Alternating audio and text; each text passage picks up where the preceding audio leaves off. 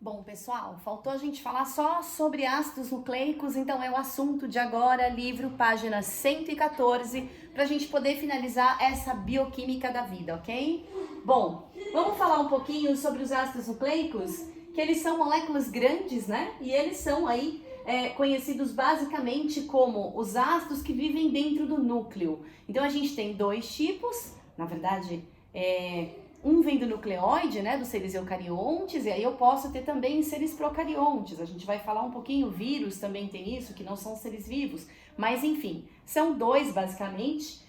Eles são conhecidos como DNA e RNA. Então, ácido desoxirribonucleico e ácido ribonucleico, ok? Ácidos nucleicos no geral. O DNA, a função dele é carregar as informações genéticas que são transmitidas aí aos nossos descendentes, né?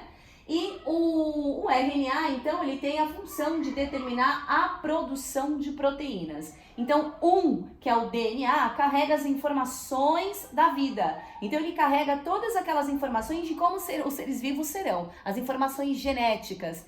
E o outro, que é o RNA, ele carrega, então, ele tem a função de sintetizar proteínas. A gente vai ver lá no último slide que existem 3 tipos de RNA, mas isso é um assunto para uma outra aula que a gente vai falar um pouquinho, quando a gente for falar de núcleo celular, a gente estuda basicamente eles, tá bom?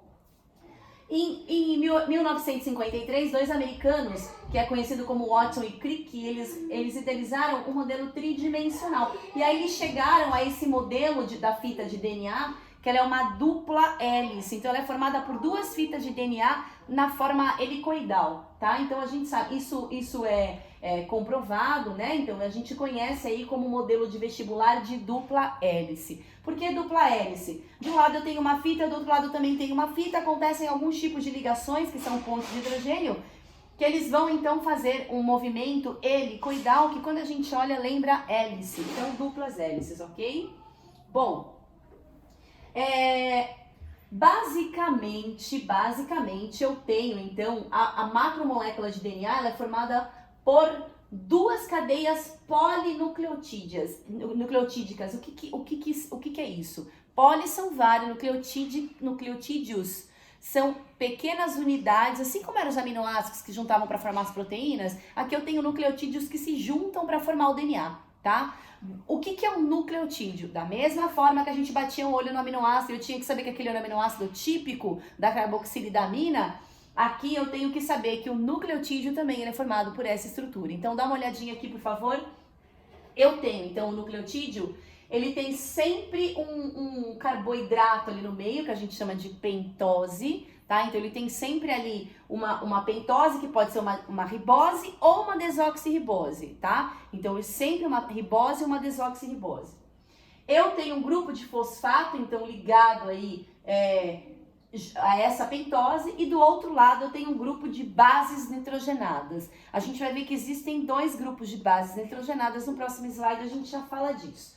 Então, como que acontece essa combinação? Então, a molécula de DNA, a cadeia de DNA, ela tem essa forma de dupla hélice. Se eu esticar, parece uma escadinha, ó, com os degrauzinhos aqui no meio.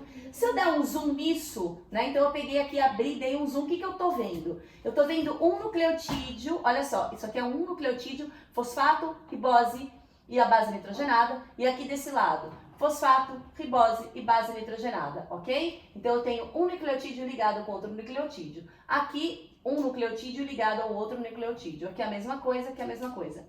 Percebam que aqui o fosfato está para cima, aqui o fosfato está para baixo. Aqui eu tenho essa parte dessa ribose, dessa pentose, que é uma desoxirribose, porque é uma dupla, então, o DNA.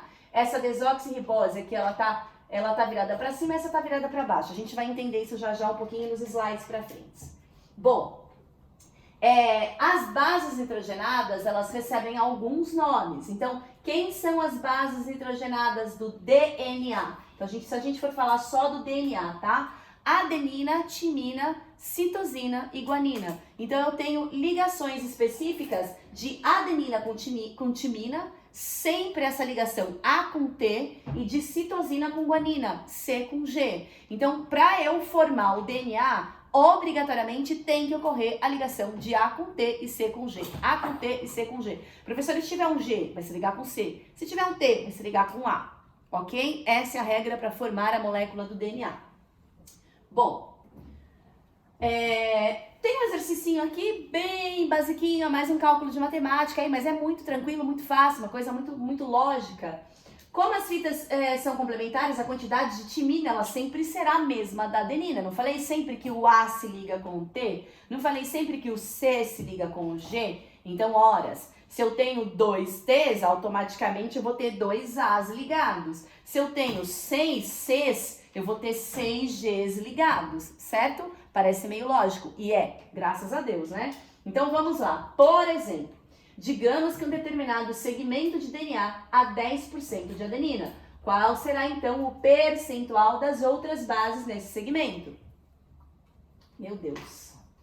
Bom, ignorem isso, tá? Planeta Bio. Às vezes acontece, né, gente? Então vamos lá. 10% de adenina. 10% de A, quem é que se liga com A? Não é o T? A adenina, né? A timina? Então, se eu tenho 10% de A, eu tenho 10% de T. Pronto, formei então 20% ali da minha estrutura dessa base nitrogenada. Agora, eu tenho então 20% para chegar no 100% que é o total, faltam 80%. 80%. Bom, quem é que vai se ligar? Se todo o A tá ligado com T, então agora eu tenho C e eu tenho G, faltam eles. Então, se faltam 80%, com toda certeza 40% vai ser guanina e os outros 40% vai ser citosina. Então, 40% de C e 40% de G, certo? Então, fica 10, 10, 40, 40, que é a resolução que tá aqui, ó. Ele me deu 10, eu sei que eu preciso de ter 10 para ligar com A, 10T para ligar com A. O que me faltam? 80. Então, metade, metade, 40 e 40 para totalizar 100%. Fácil, né? Bem tranquilo essa. Bom, vamos avançar um pouquinho. Aqui a gente vai falar um pouquinho sobre as bases nitrogenadas, que elas podem ser de 2 grupos. As bases nitrogenadas, elas podem ser basicamente chamadas de bases púricas e de bases pirimídicas. Então, existem 5 tipos de bases nitrogenadas. Por que 5, professora? Se até agora você falou de 4. Porque eu falei de adenina, timina, citosina e guanina e tem a uracila. Eu não falei dela até agora porque a uracila só aparece no RNA. Ela é exclusiva do RNA. Assim como a adenina é exclusiva do DNA. Então, ó, DNA não tem U, não tem uracila. E RNA não tem A, não tem adenina, ok? Então, aqui se o A, aqui no DNA, se o A se liga com T, lá no RNA é o U que vai se ligar com o T, certo? Deixa eu tirar o Bolt daqui, Bolt, porque senão daqui a pouco ele tá com a cara aí na tela do celular. Bom, qual a diferença de bases púricas e bases pirimídicas? A base púrica, ela tem 2 anéis de carbono e nitrogênio, ó, 1, 2, tá vendo? Ó, 1, 2, carbono e nitrogênio.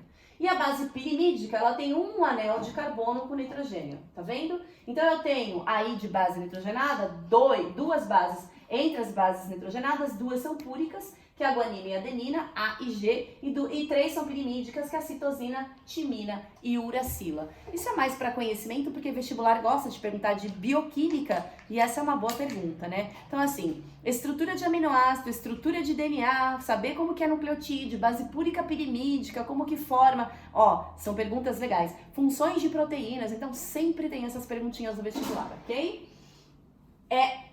Aqui é só pra gente ver quimicamente mais falando, o grupo fosfato, então, tá ligado aqui a esse carbono dessa pentose, que tá ligado, então, a esse carbono com nitrogênio aqui dessa base nitrogenada. Bom, vamos falar um pouquinho sobre... eu lembro que eu falei que um se liga, que lá naquele primeiro...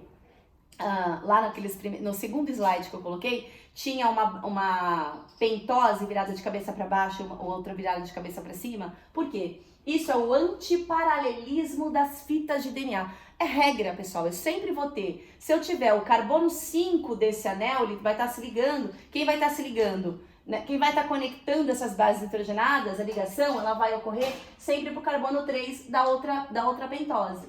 Tá? E aí, a mesma coisa vai ocorrer com essa. Se foi o 5, vai ser o 3. Se foi o 5, vai ser o 3. Se foi o 5, vai ser o... Se for desse lado 3, vai ser o 5, 3 vai ser o 5. Isso faz com que a base não fique paralela, exatamente reta. Ela é um pouco envergadinha, né?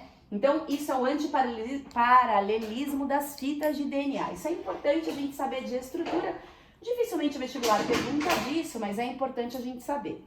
Outra coisa que eu preciso que vocês saibam é, olha aqui, vamos identificar agora a química dessa ligação. Então, ó, fosfato, pentose, 2 anéis de carbono com nitrogênio, base nitrogenada. Ó, fosfato, pentose, 1 anel de carbono com nitrogênio, eu tenho uma outra base nitrogenada. 2 é a adenina. Aqui no caso 1 é a timina, A com T. Quem é que forma essa ligação? São pontes de hidrogênio, tá? A gente já falou um pouquinho da molécula de água hoje, a gente já falou da polaridade da água e a gente sabe então que existe aí uma atração grande entre esses hidrogênios.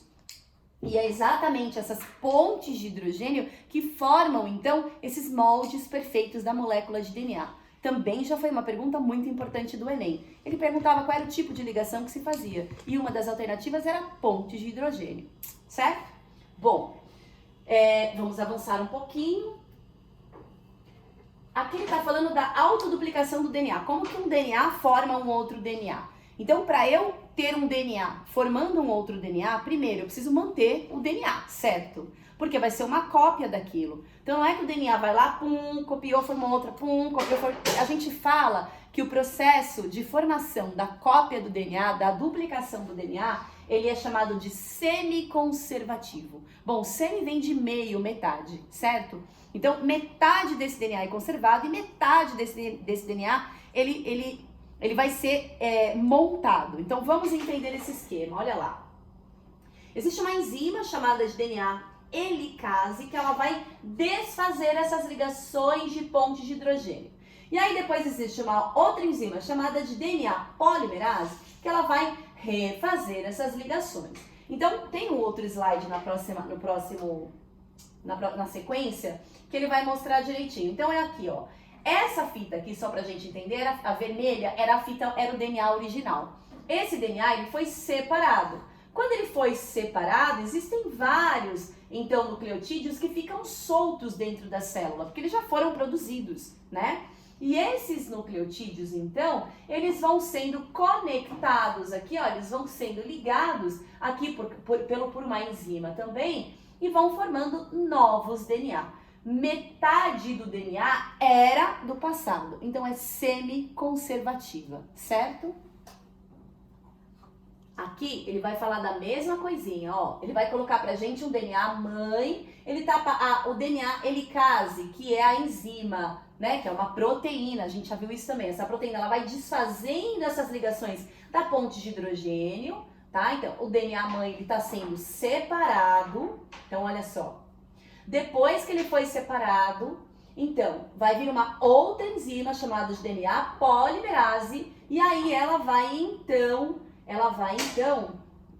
favorecendo e permitindo a ligações desses novos nucleotídeos que estão chegando, ó. Então chegou esse, se ligou, o A se ligou com o T, o T se ligou com o A, o G com o C, o G com o C, o A com o T, A com o T, C com o G, e assim vai, né? Até a gente formar toda a cópia bonitinha, na verdade não é a cópia, né? É toda a ligação bonitinha desses nucleotídeos em cadeias. Então a gente forma essas macromoléculas e aí elas vão reestruturar, elas vão ficar de uma forma helicoidal por conta das ligações 5 e 3 dos carbonos, então elas vão ficar com essa forma helicoidal e formar a dupla hélice. Aqui é só pra gente saber como que isso foi comprovado, né? Como que essa autoduplicação semiconservativa do DNA ela foi comprovada. Então, alguns cientistas estadunidenses, eles fizeram em laboratório uma experiência com o nitrogênio, com isótopos de nitrogênio, né? Então ele pegou aí a bactéria Escherichia coli e aí ele colocou essa bactéria que tinha só o DNA que a gente chama de isótopo 15, que é um isótopo pesado de nitrogênio. Depois ele pegou parte dessa bactéria, ele chamou de geração parental, ou seja, de pais, né? Vamos dizer assim. O que ele fez depois? Ele pegou parte dessas bactérias e transferiu para um outro meio de cultura que tinha somente bactérias de isótopo de nitrogênio leve, que era o que a gente chama de N14. Quando ele colocou essas duas bactérias juntas, ele percebeu que numa primeira geração houve um cruzamento entre essas bactérias, né? Houve uma cópia de DNA, então, e esses isótopos eles se misturaram. E aí, depois ele pegou essas bactérias de isótopos que agora estavam com DNA misturados e ele colocou numa segunda geração. O que ele quis fazer com esse experimento? O que ele estava fazendo? Então, olha só, ele estava pegando um DNA, que era o isótopo 15, né, o isótopo pesado de nitrogênio, e aí ele misturou aí com o DNA do isótopo pesado 14, o isótopo leve 14. Quando isso aqui se separou, houve a cópia, então, do isótopo leve, porque o isótopo leve já estava lá, então ele simplesmente foi formando os nucleotídeos e foi configurando essas cópias. Quando isso se separa, isso daqui forma uma parte, isso aqui forma outra. Esse daqui conservou a parte dele, esse aqui copiou. Então, como o isótopo leve já estava lá, ele simplesmente se uniu e foi fazendo, né, a cópia. O que ele comprovou com isso? Que aquele DNA base, que era o N15, ele se conservou em todo o processo de duplicação. Ele nunca vai deixar de existir. Ele vai cada vez aparecer menos. Porém, ele nunca vai deixar de existir porque ele foi o primeiro molde de DNA que deu origem a todos os outros, né? Com isso, ele bateu o martelo em cima da cópia semiconservativa, tá? Isso é muito importante. Bom, e aí, só pra gente finalizar então, que um outro importante ácido nucleico é o ácido ribonucleico, né? O RNA. O RNA e o mundo a gente acredita que o mundo já foi feito só por RNA, já foi habitado só por RNA, acredito muito nisso, isso é uma das teorias da evolução molecular, da evolução da vida, né? Por quê? Porque ele é um importante ácido nucleico que tem função de produzir proteínas. Então, se a gente acredita que tudo lá nos oceanos primitivos, para quem acredita na hipótese heterotrófica, claro, né?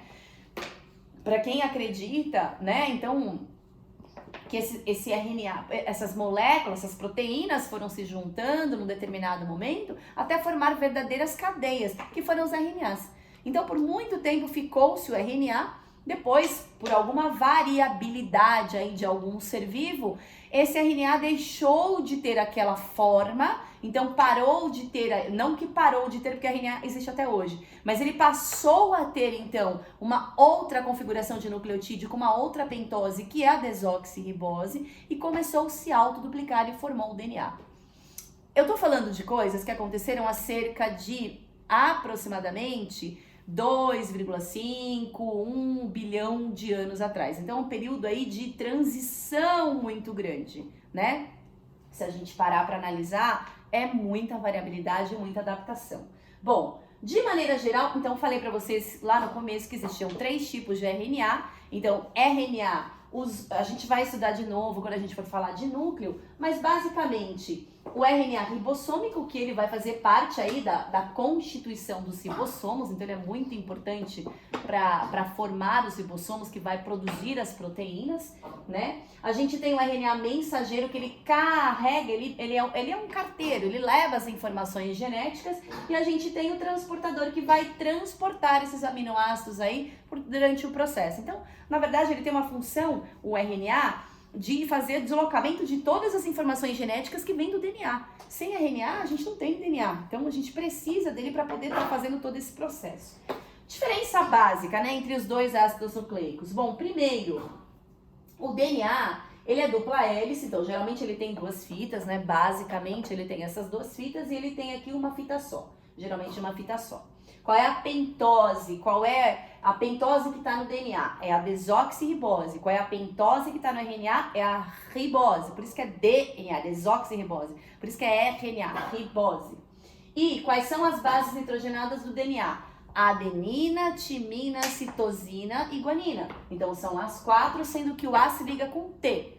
E no RNA eu tenho a adenina, eu tenho a adenina, a uracila, a citosina e a guanina. O A vai se ligar com o U e o C continua se ligando com o G, tá? Não tenho mais a timina aqui e lá em cima eu não tenho uracila. Pessoal, espero que vocês tenham compreendido a aula de ácidos nucleicos. Não é uma aula que o vestibular costuma massacrar a gente, mas é importante a gente saber a estrutura aí do nucleotídeo e é importante também a gente saber a diferença entre DNA e RNA, ok? Na próxima aula a gente volta, a gente vai fazer um chat online, de novo eu tô frisando para vocês, por favor, anotem todas as dúvidas das videoaulas, leiam as apostilas de vocês, como eu sempre digo, foi muita informação hoje. E no chat a gente tira todas as dúvidas que eu puder com vocês, ok? A gente vai fazer alguns exercícios de vestibular também, vocês sabem que eu gosto disso. Só que eu prefiro aí fazer na forma de lista, fazer a forma com vocês, colocar algum exercício que é mais importante, tá bom? Então, até semana que vem.